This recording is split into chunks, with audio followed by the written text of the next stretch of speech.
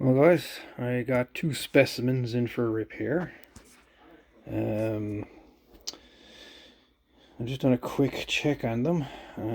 Two of them have quite interesting issues. Just done some quick testing with them. But let's have a look at the radios first. Exhibit A, we have a Cobra 148 GTL. We're missing an RF gain button. We'll see if I've got a spare one there for that. But its symptoms: it has no receive and no transmit. She is dead in the water. She turns on, but nobody home. You key it up, and the on receive, the light is green. Transmit, nothing. So yeah, might be a VCO issue with this one, but we shall see. And then we have Exhibit B. We all love the 858 boards and the issues that come with them. we all have fun with these guys. Anyway, actually the 858 boards, I love working on them. They're one of my favorite boards, to be honest with you. This one is a realistic trc449, and as everybody knows, it really needs no introduction whatsoever.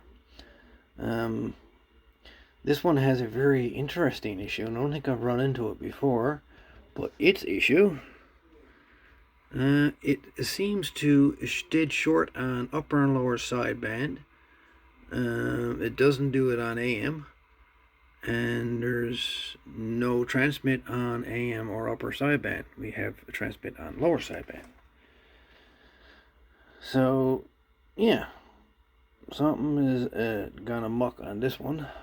So over the next couple of videos, we will be working on the trc449 as well as the Cobra 148. What issues or what faults are we going to find inside of these two critters? Well, stay tuned into the following videos and we shall see what's going on with both of these.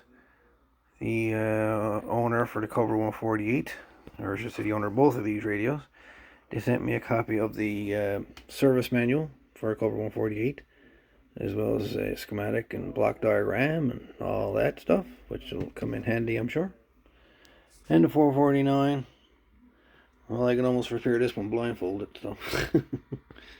Anyways, let's see what issues we can find, so stay tuned.